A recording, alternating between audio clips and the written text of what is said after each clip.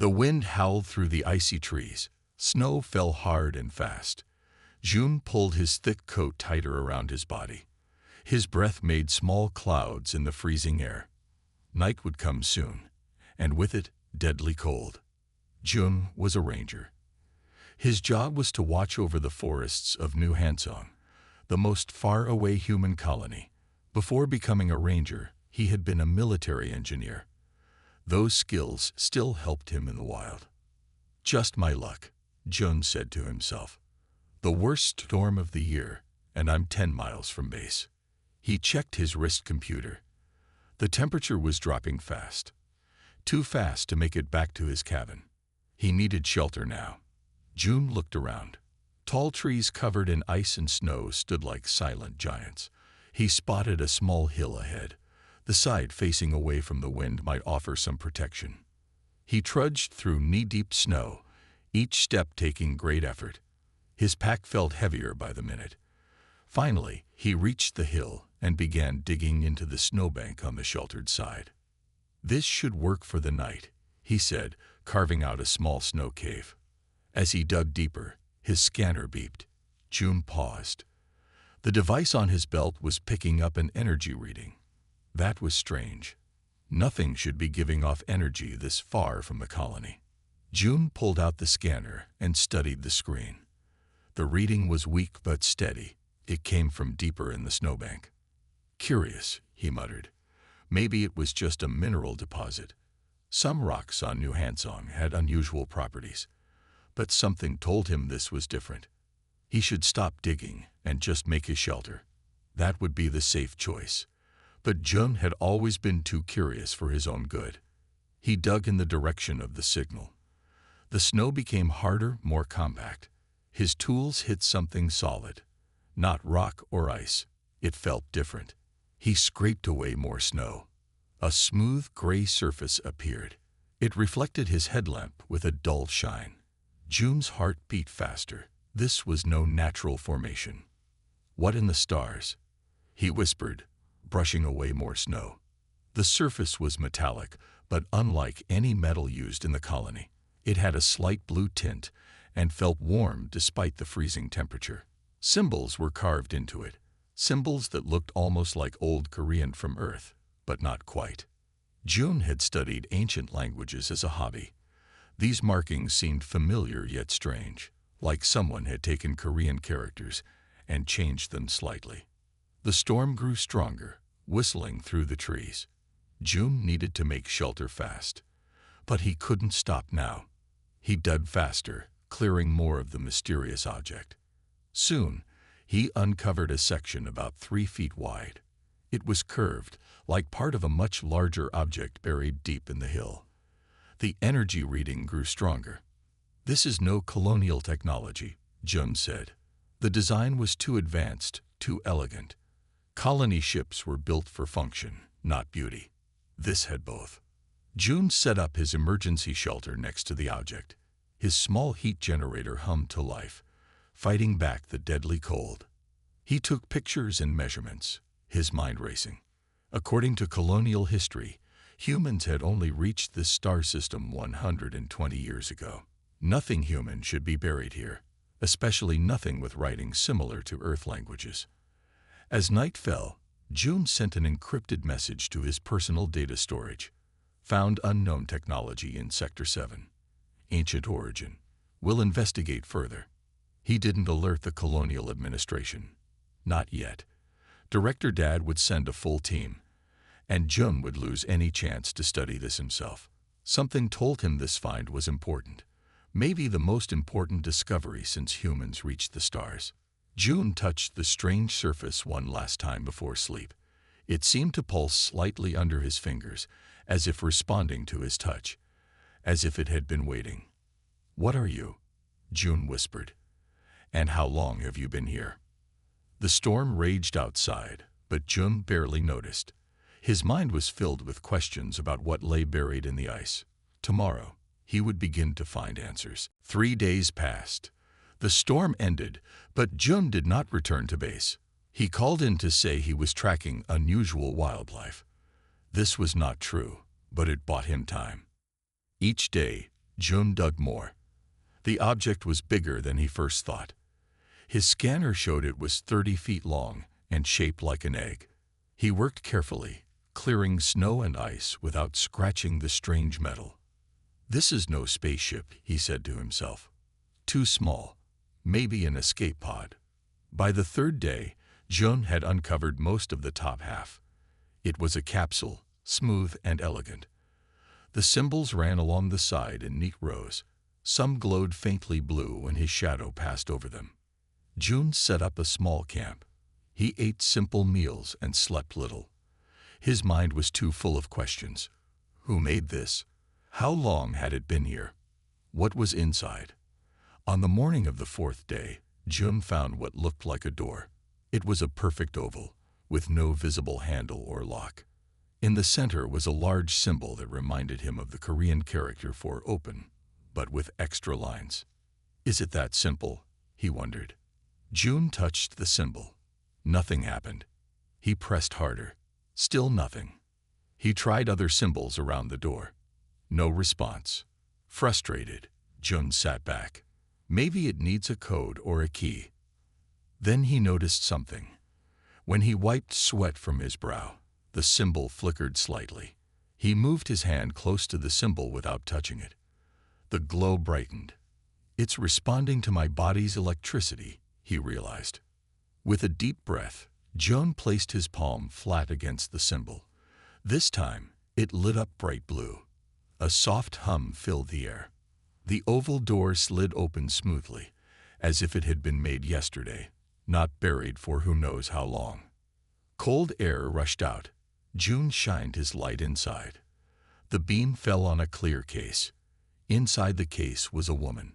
June gasped. She looked asleep, not dead. Her skin was pale but perfect. Her long black hair was arranged neatly. She wore a blue and silver outfit that looked like a uniform or perhaps royal clothes. "Impossible," June whispered. He stepped inside the capsule. It was warm and dry. Lights came on automatically. The walls were covered with more symbols and what looked like star maps. The clear case holding the woman had a control panel beside it. June studied it carefully. There was another hand-shaped outline on the panel. Like the door, it seemed to want a touch. "This is crazy," June said. "I should call for help." But what would happen then? The colonial administration would take over. The woman might be killed in their tests. Or worse, if she was alive, they might lock her away forever. June made his decision. He placed his hand on the panel. The case hummed. The top slid open. The woman did not move. For a terrible moment, June thought she was dead after all. Then she took a breath. Her chest rose and fell. Her eyelids fluttered. June stood frozen, not sure what to do. Should he run? Should he speak? Before he could decide, the woman's eyes opened fully. They were dark brown, almost black. She looked directly at June without fear. She spoke. Her voice was clear and strong. The words sounded like Old Korean, but different. June could almost understand. She sat up smoothly and looked around. Then she spoke again, slower this time. "Who are you?" June asked in standard language. "Can you understand me?" The woman touched her throat. She closed her eyes for a moment. When she opened them, she spoke again. "I am Era," she said in perfect, if formal, standard language. "Last princess of the Baekje stellar dynasty." She looked at June with intense eyes. "How long have I slept?" June's mouth felt dry. "I don't know. There is no record of any Baekje dynasty in our history." Era's face showed no emotion, but her hands gripped the edge of the case tightly. "What year is it?" she asked. "New Earth Calendar 126, June said. "About 300 years since the first colony ships left Earth." Tears filled Era's eyes. "Then I have slept for 3 centuries, she whispered. "And my people are gone." June's cabin was small but warm. He watched as Era moved around the room, touching things with curious fingers. She picked up his data pad and studied it, then put it down with a small frown. "Your technology is simple," she said. Joan raised his eyebrows. This is top-line colonial tech. Era shook her head. To me, it is like a child's toy. She sat at his table, her back straight as a ruler. Even in June's spare clothes, too big for her small frame, she looked like royalty. Her eyes missed nothing. Tell me about your people, June said. He placed a hot drink in front of her. The history books never mention a Butch stellar dynasty. Pain flashed across Era's face. We are forgotten then. She sipped the drink. My people were the first humans to reach the stars, long before your colony ships. That's not possible, June said. The first human ship left Earth only 300 years ago. No, that was just the first ship your history remembers. Era's voice was firm. My people left Earth 1,500 years ago. June shook his head. Earth had no space travel then. People were still using swords and horses. Most people, yes. Era smiled sadly. But not all.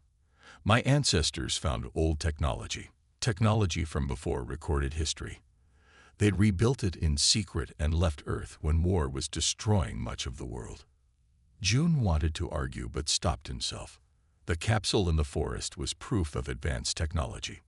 What happened to your people? He asked instead. Era looked out the window at the snowy forest. We built a great civilization. 12 planets. Billions of people. Advanced medicine. Clean energy. Her voice grew hard. Then the Mock Empire found us. Mock Empire? I've never heard of them either. Be thankful for that, Era said. They are not human. They wanted our technology. When we refused to share our weapons, they attacked. They released a terrible disease that killed most of our people. June poured more hot drinks. And you? Why were you in that capsule? I am the last of the royal bloodline. My DNA contains codes that can unlock our greatest technologies. My father put me in stasis to hide me from the mock. I was supposed to sleep until it was safe to wake up. She looked down at her hands. I did not expect to sleep for 300 years. Why here? On this planet. This world was secret, not on any star maps. We had a small research base here studying the local plants. Era stood up suddenly. The base might still exist. It was built to last thousands of years. June touched his data pad. I've never seen any ancient buildings in my years of ranging. It would be hidden. Underground. Era's eyes lit up with hope. If we could find it, I could access the databanks. Maybe learn if any of my people survived. June hesitated. I should report your discovery to the colonial administration. No. Era grabbed his arm. Her grip was surprisingly strong. You must not tell anyone about me yet. Why not? They could help. Or they could lock me away. Study me. Take my blood to find my genetic codes. Her eyes were intense. Your society might not be ready for what my people left behind. What do you mean? June asked. Our technology could change everything. Era's voice was quiet but serious. Energy sources that never run out. Weapons that could destroy planets. Medical treatments that can cure any disease. June stared at her. And you think that's dangerous? Power is always dangerous in the wrong hands. Era looked out the window again. And the mock might still exist, hiding among your people, waiting for someone like me to appear. June thought of Director Day, who always seemed too interested in ancient artifacts, who pushed for military research over colony development. Let's say I believe you, June said slowly. What do we do? Era's face was determined. First, I need to see your world. Learn how much has changed. Then we find the hidden base. She met his eyes directly. After that, we decide if humanity deserves the legacy my people left behind. 3 days passed. June taught Era about the colony while she told him about her lost world. He showed her maps of the area on his datapad. She studied them carefully, looking for landmarks that might help find the hidden base. On the 4th morning, June's communication device beeped. It was a message from colonial headquarters. Ranger June, report in person immediately. Director Day requests your presence. June frowned. That's strange. Rangers usually just send digital reports. Era looked worried. Did you tell anyone about me? No, June said. But I did report finding unusual readings in this area before I discovered your capsule. Standard procedure. We need to be careful, Era said. If the Mock have infiltrated your colony, they might sense something is wrong. June packed a bag with food and supplies. I'll go to the meeting. Act normal. See what they want. I don't like this, Era said. What if it's a trap? I was a military engineer before becoming a ranger. I can handle myself. June checked his weapon. Stay here. Don't answer the door. The colony center was busy with people. June walked through the streets, noticing more security officers than usual. At headquarters, a guard led him to Director Day's office. Director Day was tall and thin with cold eyes. His office walls were covered with maps and ancient artifacts. Ranger June, Daz said with a smile that didn't reach his eyes. Thank you for coming so quickly. Sir, June nodded. What can I do for you? Your report mentioned unusual energy readings in Sector 7. Dad touched his computer screen. Very interesting readings. June kept his face calm. Yes, sir. Probably just mineral deposits. I'm still investigating. Minerals don't give off that kind of energy, Day said sharply. We both know that. June shrugged. The storm damaged my equipment. The readings could be wrong. Day leaned forward. We've detected similar energy spikes in the past. Always brief. Always gone before we could investigate. But this one lasted longer. I'm not sure I understand, sir. I think you found something out there. Dai stood up. Something important. Something you're not telling me about. June met his gaze steadily. Just rocks and trees, sir. If I find anything worth reporting, you'll be the first to know. Day stared at him for a long moment. Very well. But I'm sending a research team to Sector 7 tomorrow. You will guide them. Of course, Jun said, though his heart beat faster. Is that all? For now. Walking back through the colony, Jun noticed a small drone following him. It tried to stay hidden, but his military training spotted it. Instead of going home, he went to the market. He bought supplies while planning what to do. When night fell, Jun slipped away from the colony. He took a different path back to his cabin, making sure no one followed him. Era was waiting anxiously. What happened? They know something, Jun said. Day is sending a team to search Sector 7 tomorrow. We need to move now. Era nodded. I think I'd found where the base might be. Here. She pointed to a mountain on the map. My people built bases inside mountains for protection. June packed more supplies. It's a 3-day journey on foot. Rough terrain. Can you get a vehicle? Era asked. Too risky. They're watching me. June checked his weapon again. We leave in an hour. Under cover of darkness. As they prepared to leave, June's scanner beeped. He checked the screen, and his face went pale. What is it? Era asked. Drones, June said. At least 5 of them. Searching the forest. Coming this way. They're hunting for me. Era whispered. How could they know?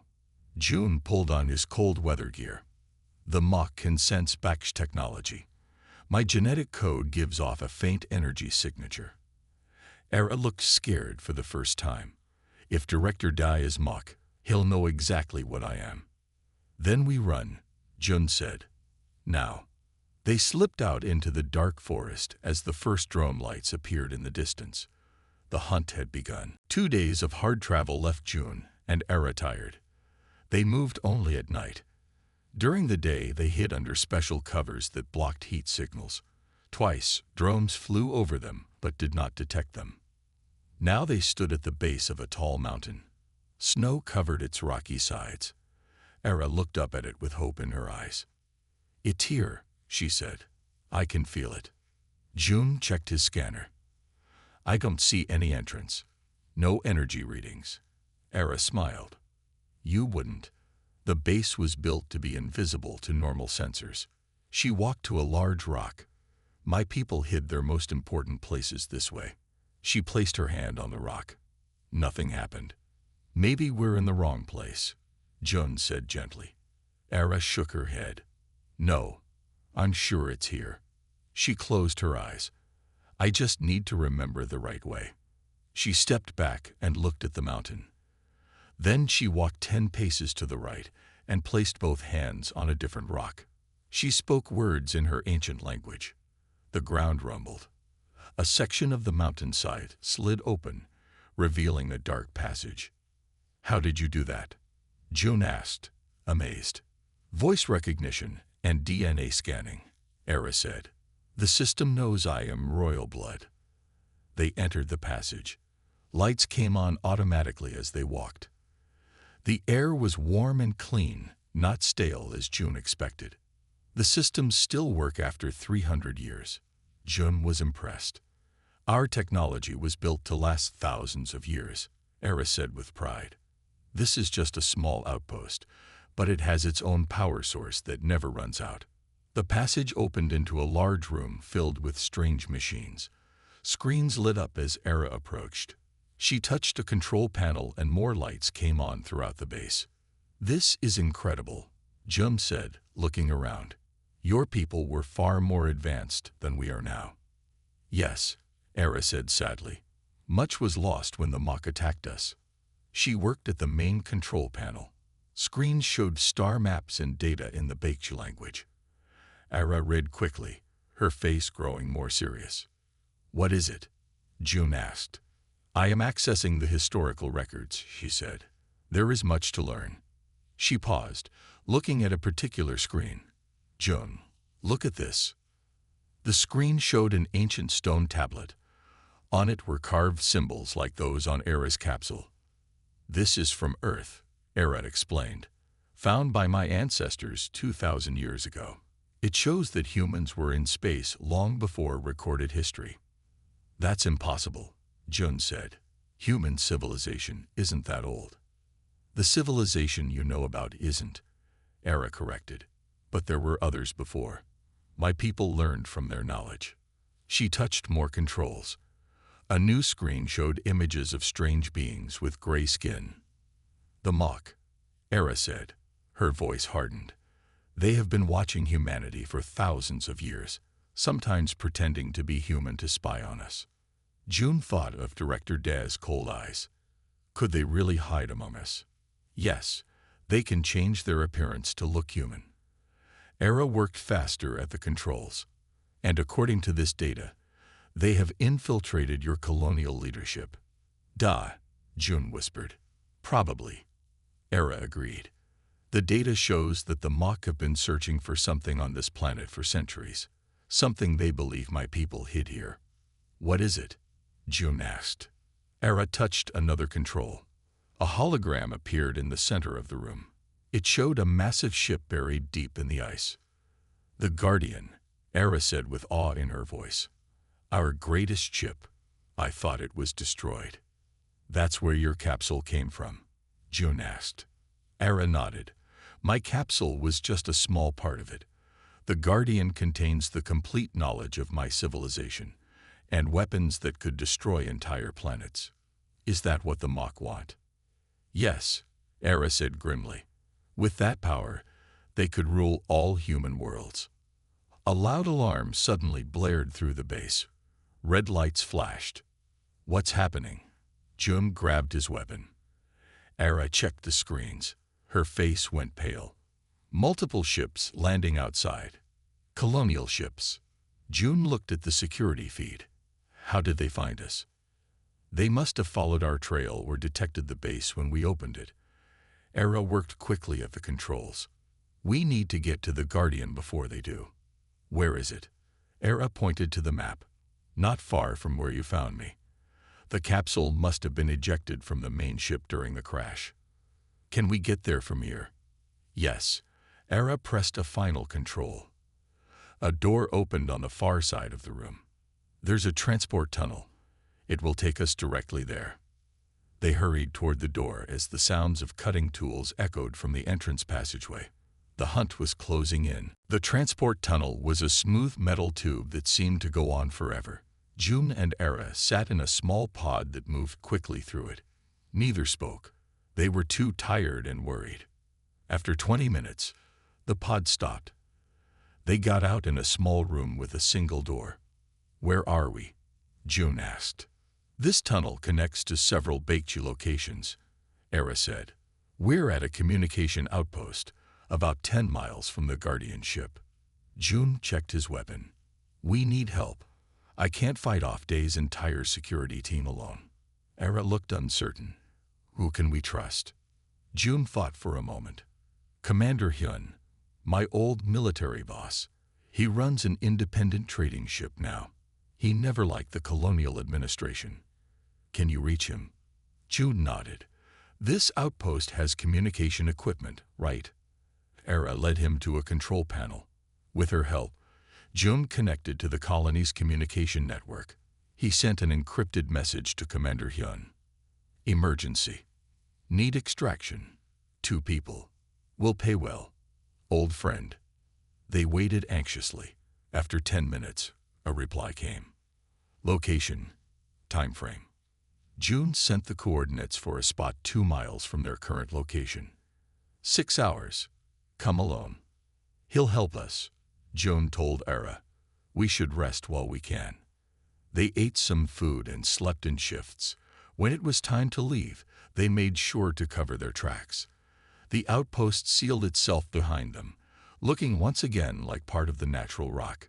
The meeting spot was in a small clearing surrounded by tall trees. They arrived early and hid, watching for any signs of danger. Right on time, a small ship appeared in the sky. It landed in the clearing with barely a sound. The door opened, and a tall man with gray hair stepped out. "Commander Hyun," June whispered to Era. "Stay hidden until I make sure it's safe." June walked into the clearing, hands raised to show he wasn't a threat. "June," Hyun said with a smile. "You look terrible." "Been a rough week," June replied. "Thanks for coming. What kind of trouble are you in?" Hyun asked. "The whole colony is looking for you. It's complicated. I found something. Someone important." Hyun raised an eyebrow. "Someone?" June nodded. "She's from the past. Her people were here long before our colony." "Sounds valuable," Hyun said. "Where is she?" "First, I need your word you'll help us get off-world." "Of course," Hyun said. "We're old friends." Something in Hyun's tone made June pause. "How did you find me so easily? I only gave rough coordinates." Hyun's smile disappeared. "You always were too smart, June." He pulled out a weapon. "Director Dae is paying a lot to find you and your ancient friend." June's heart sank. "You're working for Dae. Since when do you follow colonial orders?" "Since they started paying triple my usual rate," Hyun said. "Nothing personal." Before June could react, 2 security officers emerged from the ship. They wore heavy armor and carried stun weapons. "Don't make this hard," Hyun said. "Dae just wants to talk to the girl." "Dae isn't human," June said. "He's Mach, an alien. He wants to use her technology to destroy humanity." Hyun laughed. "Aliens? You've been in the forest too long." Suddenly, a rock hit one of the security officers in the head. He turned, and Era stepped out from behind a tree. "Run, June," she shouted. The officers fired their stun weapons at her. June tackled one, knocking him down. The second officer hit June with his weapon. Pain shot through June's body. He fell to the ground, unable to move. Through blurry eyes, he saw Era try to escape. Hyun caught her arm. She fought, but the security officer shot her with a stun blast. She collapsed. "No," June tried to shout, but his voice was weak. Hyun stood over him. "Sorry, old friend. Like I said, nothing personal." Everything went black. June woke up in a small white room. His head hurt. He was on a bed with straps holding him down. A woman in a white coat stood nearby, checking a screen. "He's awake," she said to someone June couldn't see. "Where am I?" June asked. His mouth was dry. "Where's Era?" The woman turned to him. "I'm Dr. Mina. You're in the Colonial Research Facility." She lowered her voice. "And you're in terrible danger." "Who are you?" June asked Dr. Mina. He tried to sit up, but the straps held him tight. Dr. Mina looked over her shoulder to make sure no one was watching. "A friend," she whispered. "I've been waiting for someone like Era to appear for years." "How do you know about Era?" June's eyes narrowed with suspicion. "Because I am like her," Dr. Mina said. She pulled back her sleeve to show a small mark on her wrist. It looked like one of the Bekj symbols. "I am a descendant of the survivors." There were survivors. June couldn't believe it. A few. They hid among regular humans for centuries, passing down our history in secret. Dr. Mina checked a screen showing Era in another room. "They have her in the main lab. Director Day is preparing to extract her genetic code." "That will kill her," Jum said, remembering what Era had told him. "Yes, and once they have her code, they can access all Bekj technology." Dr. Mina loosened his straps. "We need to move fast." "Why help us?" June asked as he sat up. "Because Dai is definitely Mok," Dr. Mina said. "I've suspected for years the way he collects ancient artifacts, his interest in old technology. Normal humans don't live as long as he has." She helped June to his feet. His head still hurt from the stun blast, but he could walk. "How do we get to Era?" he asked. Dr. Mina handed him a security card. "This will get you to the main lab. I'll create a distraction by shutting down the power. When the emergency lights come on, get Era and take the service elevator to the roof. I'll meet you there with a small ship." "Why is the main lab still using power if you're shutting it down?" "Bekj tech," Dr. Mina smiled. "I made some adjustments to the circuits. The lab has its own power supply that won't be affected." June took a deep breath. "Let's do it." Dr. Mina left the room. June waited, counting seconds in his head. At exactly 2 minutes, the lights went out. Red emergency lights came on immediately. June slipped into the hallway. Guards ran past him toward the power room, not noticing him in the dim light. He swiped the security card at a door marked Main Laboratory. Inside, Era lay on a table. Strange machines surrounded her. She was awake but couldn't move. "June," she said when she saw him. "How did you escape?"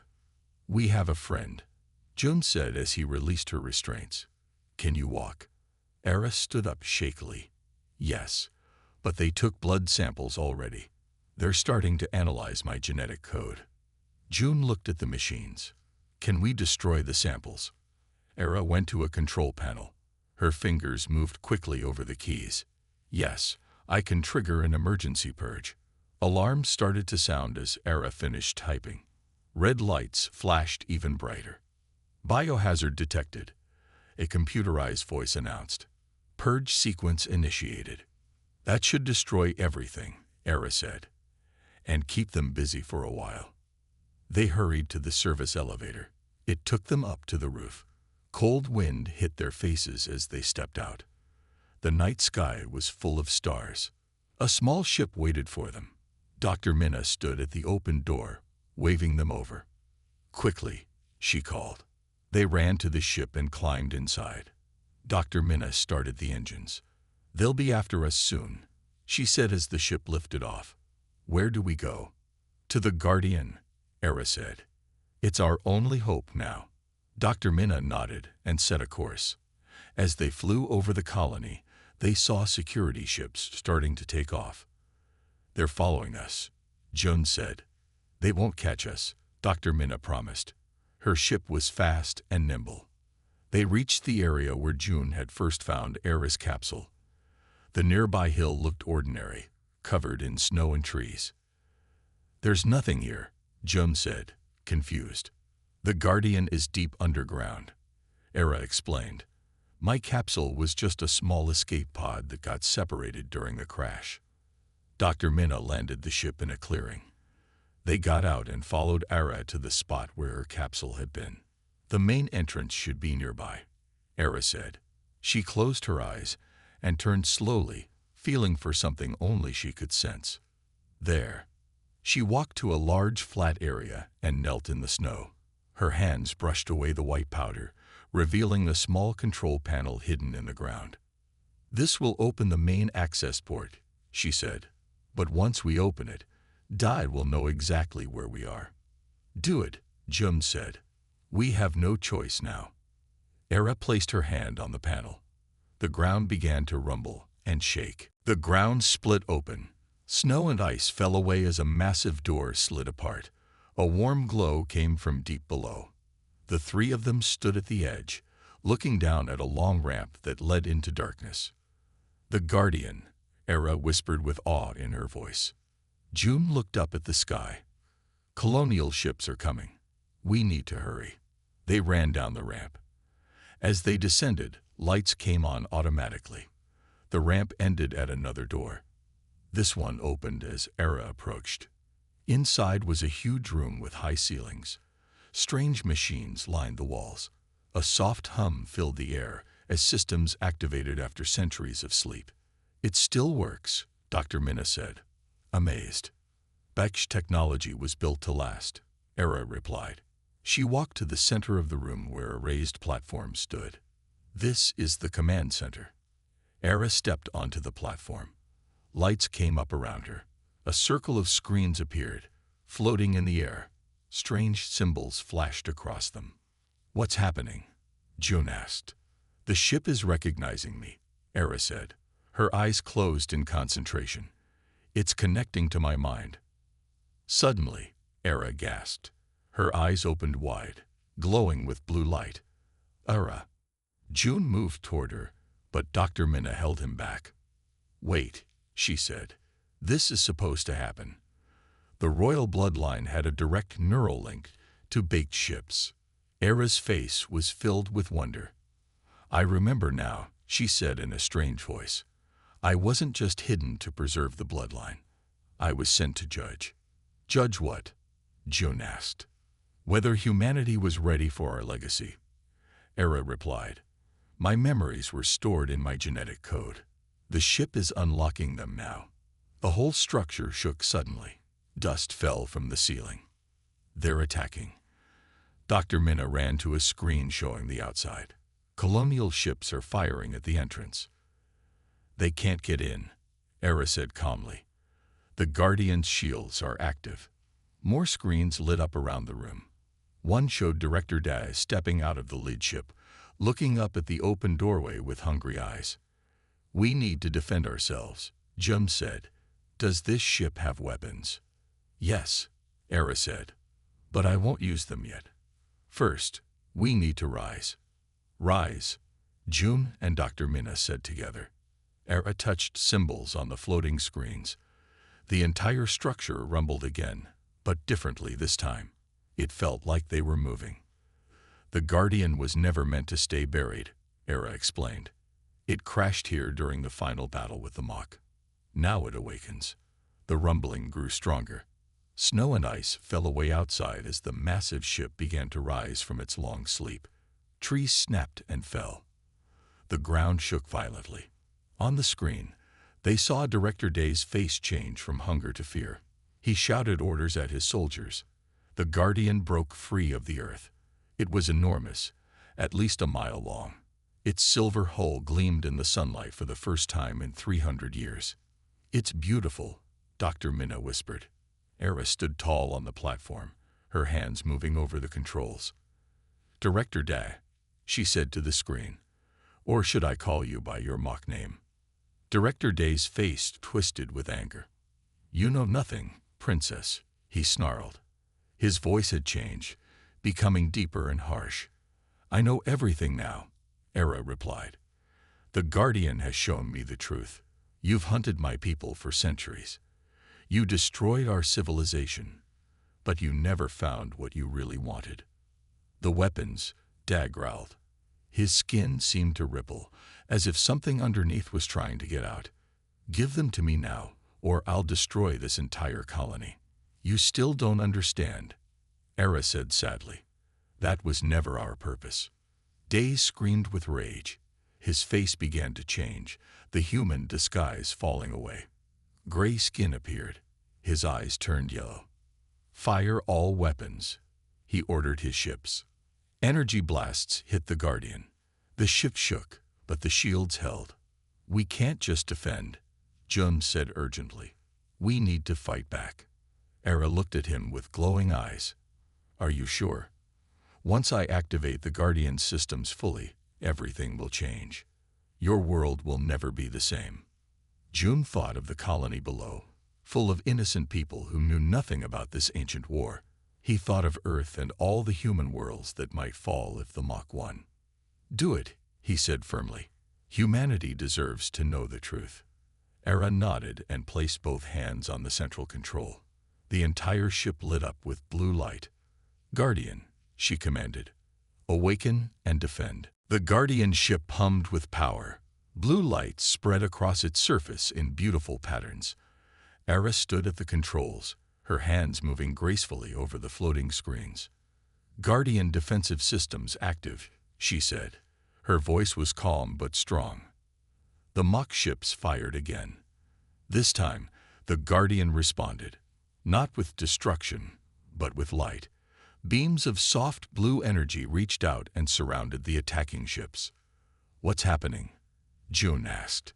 The enemy ships weren't exploding. They were just stopping. "The Guardian isn't a weapon," Era explained. "It's a healer." On the screen, they could see the Mach ships hanging frozen in the air. Their weapons went silent. Director Days screamed in rage. His face had fully changed now. The human disguise was gone. His gray skin and yellow eyes showed his true Mach form. "You tricked us," he shouted. "For centuries, we believed the Bakch had planet-destroying weapons." Era shook her head. "No, you assumed that because it's what you would have built. My people created technology to heal, not harm." She touched another control. The Guardian sent a pulse of energy outward. It spread across the sky in a beautiful wave of light. "What did you just do?" Dr. Minna asked in wonder. "I sent a signal," Era said. "It will activate all dormant Bakch technology on this world and others." On the screens around them, they saw amazing things happening. In the colony, hidden devices came to life. In the fields, soil that had been dead began to stir with life. In the oceans, water that had been polluted began to clear. "Our greatest creation was the Environmental Restoration Network," Era explained. "It can heal damaged ecosystems, clean air and water, and restore balance to worlds hurt by industry and war." Jun watched in amazement as the icy forest around them began to change. Plants that had been frozen for centuries woke up. New growth appeared where there had been only snow. "The Mach feared us because we refused to build weapons for them," Era continued. "They spread lies that our technology was dangerous. They didn't want other species to know that healing was possible." Director Day's ship tried to escape, but the Guardian held it firmly. "What will you do with him?" Jun asked. "Justice, not revenge," Era said. "The Guardian can remove his ability to disguise himself or harm others. He will face trial among both humans and Mach. There are good Mach too, who oppose this war." Dr. Minna looked at new messages appearing on the screens. "Reports are coming in from all the colonies. Hidden Bakch descendants like me are stepping forward. They're helping explain what's happening." More ships appeared in the sky. These were not attacking. They came from other colonies, drawn by the signal. "People are afraid," Jun said. "This is a lot of change very quickly." "Change is always frightening," Era agreed, "but necessary." She stepped down from the platform and took Jun's hand. "The Guardian has shared all its knowledge with me. The Bakch legacy isn't just technology. It's a philosophy of balance and healing." Outside, the snow was melting. Green plants pushed up through the ground. Trees that had been bare for centuries sprouted new leaves. "What happens now?" Jun asked. Era smiled. Now we rebuild, not just the Baksh, but all humans together. The Guardian will remain here as a symbol and a teacher. Colonial officials came carefully to meet them, not to fight, but to understand. Dr. Minna spoke with them, explaining the truth about the Baksh and the Mok. As the sun set that evening, June and Ara stood outside the Guardian. The forest that had been frozen and lifeless was now vibrant with color and sound. When I woke up, I thought everything was lost, Ara said softly. I never expected to find a new beginning. June looked at her. What will you do now? Help rebuild. Teach. Learn. She squeezed his hand. 300 years is a long time to sleep. I have much to discover about this new world. I could show you, June offered. I know a good guide. Era smiled. I would like that. Around them, the restored forest hummed with life. Above, the stars shone bright with promise. What had begun with a ranger finding a strange capsule in an icy forest had become humanity's greatest discovery. Not a weapon, but a way to heal their worlds and themselves. A true new beginning.